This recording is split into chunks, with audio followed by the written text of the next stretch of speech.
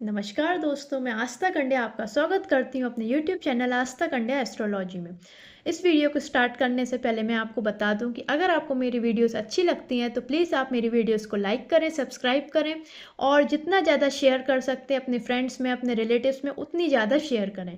आप अपना नोटिफिकेशन भी ऑन करके रखें क्योंकि मैं रोज़ शाम को 5 से 6 बजे वीडियो डालती हूँ। तो अगर आप अपना नोटिफिकेशन ऑन रखते हैं तो आपको जैसे ही मैं वीडियो डालूंगी आपको रोज़ नोटिफिकेशन आना स्टार्ट हो जाएगा।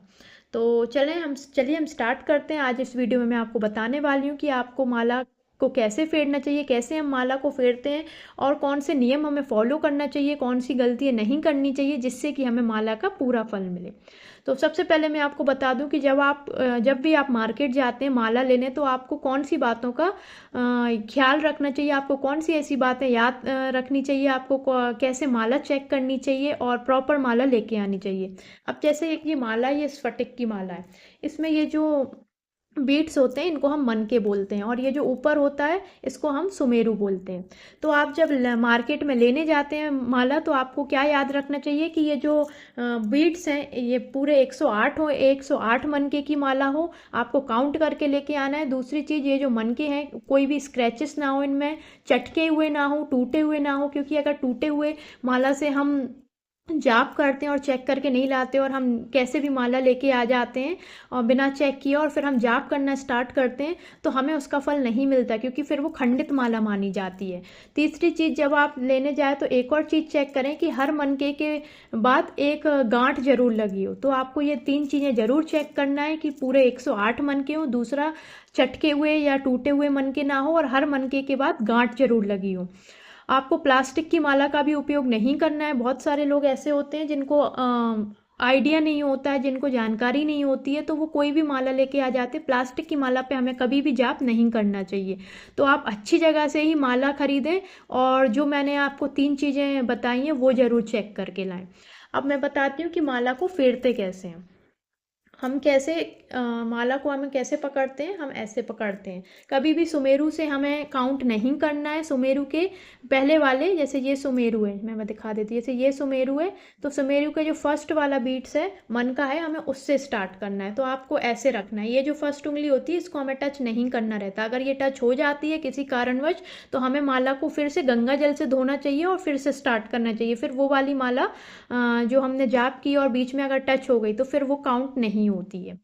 तो ऐसे रख सकते हो आप, बहुत सारे लोग ऐसे भी रखते हैं और हम ऐसे माला फेरते हैं, ऐसे ऐसे ऐसे। आपको ये दोनों उंगली दूर रखना चाहिए, इसको तो टच ही नहीं करना है। और कुछ लोग ऐसे भी फेरते हैं, वो भी सही है, और कुछ लोग ऐसे फेरते हैं, ऐसे। ठीक है। अब आपको मैं बता देती हूँ, जैसे आपने मान लो कोई मंत्र लिया, ओम श्रीम नमः, ओम श्रीम नमः, ओम श्रीम नमः, ओम श्रीम नमः, ओम श्रीम नमः, ओम श्रीम नमः, ओम श्रीम। अब जैसे आपका ये यहाँ पे आ गया, आपने ये कर ली, एक माला पूरी कर ली, ओम श्रीम नमः, ओम श्रीम नमः, ओम श्रीम नमः करके आप यहाँ पे आ गए तो ओम श्रीम नमः, ओम श्रीम नमः। अब आप जब लास्ट में आ जाते हो ना यहाँ पे, तो आपको कभी भी, जैसे आप ये दे रहे हो, मैं तो ऐसे देती हूँ, तो आपको कभी भी ये जो सुमेरु है, सुमेरु को ऐसे लांगना नहीं है, ऐसे ऐसे ऐसे नहीं करना है कि जैसे मान लो आप यहाँ हो और आप फिर ऐसे तुरंत यहाँ पे भी चले गए, नहीं, फिर आपको माला का कोई फल नहीं मिलेगा। आपको हमेशा जब लास्ट सुमेरु के यहाँ, सुमेरु के पहले वाले बीट्स पे आ गए ना, आपका जो 108 बीट है, आपको उसको ऐसे रख के पलट लेना है और जो आपका 108 वाला बीट रहेगा वो फिर से आपका पहला बीट आपका मन का बन जाएगा। आपको फिर से ऐसे, मैं फिर से बता देती हूँ, जैसे आपने यहाँ से स्टार्ट करी, ओम शिव नमः, ओम शिव नमः, ओम शिव नमः, और ये आपकी पूरी माला हो गई। ठीक है, ये आपकी माला हो गई, माला हो गई, माला हो गई। ठीक है, ओम श्रीम नमः, ओम श्रीम नमः। ठीक है, अब आपको ऐसे लांगना नहीं है, अब आपको इसको पलट लेना है, ऐसे रख के ऐसे पलट लेना है। आपको ये टच नहीं करना है, आपको ऐसे पलट के और फिर से स्टार्ट कर देना है। तो ये होता है सही तरीका माला फेरने का। दूसरी चीज़ मैं आपको बता दूं, जब भी आप माला फेरना स्टार्ट करते हो तो आप कुछ चीज़ें ज़रूर याद रखें कि आपको हमेशा आसन पे ही बैठ के माला फेरना है, आपको ज़मीन पे बैठ के नहीं फेरना है।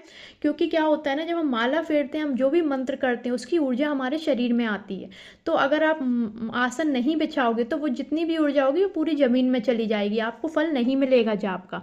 तो आसन जरूर बिछाएं, आसन पे बैठ के ही माला फेरें। और जो आपका आसन हो वो याद रखें कि वो सेपरेट हो और पूजा का ही हो। ऐसे नहीं कि आप वो आसन पूजा घर, मतलब कोई भी आसन आपने यूज़ कर लिया, आप पूजा घर में उस पर बैठ के जाप कर रहे हो, फिर आपने वो किचन में रख दिया, नहीं, पूजा का आसन आपको सेपरेट बनाना है। और जब भी आप माला फेरते हैं तो हमेशा आसन पे ही बैठ के फेरें। अगर आप खड़े होके भी माला दे रहे हैं, वैसे तो खड़े होके नहीं देना चाहिए, बैठ के ही माला फेरनी चाहिए, लेकिन अगर आप खड़े होके भी माला फेर रहे हैं तो नीचे आसन बिछाना ना भूलें, पहला। दूसरी चीज़ आपको क्या करना चाहिए, जब भी आप ऐसे माला फेरते हैं ना, जैसे हम बैठे हैं और हम माला फेर रहे हैं, तो हमें नीचे एक कपड़ा ज़रूर बिछा लेना चाहिए, क्योंकि कभी कभी होता है, वैसे तो ध्यान से फेरें कि आपकी कभी भी माला ना गिरे, लेकिन कभी कभी क्या होता है, ये हाथ से छूट जाती है और ऐसे गिर जाती है, तो फिर ये अगर डायरेक्ट ज़मीन पे गिरती है तो फिर वो अशुद्ध हो जाती है। तो आप हमेशा एक कपड़ा ज़रूर बिछा के रखें, जिससे कि जो आपकी कभी भी माला गिरे तो वो नीचे आपके कपड़े पे ही गिरे, फिर आप उसको थोड़ा सा गंगा जल में धो लो और फिर से स्टार्ट कर सकते हो। तीसरा आपको क्या याद रखना है कि माला हमेशा गोमुखी, आप गोमुखी जरूर लेके आए, 10-20 रुपए का मिल जाता है, या फिर आप जब भी माला फेरें अगर गोमुखी नहीं है तो आप ऐसे कपड़ा डाल के फेरें। आपको माला मतलब गोमुखी में इसलिए करना चाहिए, अगर दूसरे लोग देखते हैं फिर उनकी नज़र लगती है, इसलिए माला हमेशा गोमुखी में या फिर कपड़ा डाल के ही फेरना चाहिए, हमें माला सबको नहीं दिखाना चाहिए। चौथा, जब भी आप मंत्र जाप कर रहे हो तो कोशिश करो कि आप एक ऐसी जगह पे बैठो जहाँ पे शांति हो और ज़्यादा लोग नहीं हो। लेकिन ठीक है, अगर आपका घर छोटा है और अगर आप ऐसी, आपके घर में ऐसी कोई जगह नहीं है कि बिल्कुल शांत, अलग टाइप के, अलग कोई रूम नहीं है, आपका मंदिर अलग नहीं है, तो फिर आप क्या कर सकते हैं, जो मंत्र जाप कर रहे हो उसका उच्चारण बहुत तेज नहीं करना है, आपको मानसिक रूप से करना है, या फिर बहुत धीरे धीरे से आप ऐसे लिपसिंग भी कर सकते हो। मानसिक रूप से करो तो बेस्ट है, अगर आप मन ही मन में कर रहे हो तो। और क्योंकि आपको जब भी आप माला फेरते हो तो याद रखें कि जो आपका जाप हो आपको बहुत तेज नहीं करना चाहिए, क्योंकि फिर वो सामने वाले के कान में आता है और फिर मतलब ये रहता है कि उससे भी नज़र लगना स्टार्ट रहती है। आपको कभी भी अपना मंत्र नहीं बताना चाहिए किसी को भी, आप कौन सा मंत्र कर रहे हो, किस आप जैसे कोई साधना कर रहे हो, या फिर आप किसी मनोकामना के लिए आपको कोई मंत्र दिया है किसी ने, पंडित जी ने या आपके गुरु ने, तो आपको कभी भी ये चीज़ें शेयर नहीं करनी चाहिए, वरना फिर इसका ना फल नहीं मिलता है। और आपको अपना आसन, आपको अपना माला, ये किसी से शेयर नहीं करना चाहिए, आपको हमेशा सेपरेट रखना चाहिए। ये नहीं होना चाहिए कि सुबह आप उस पर माला कर रहे हो फिर शाम को आपके घर वाले कर रहे हैं, नहीं।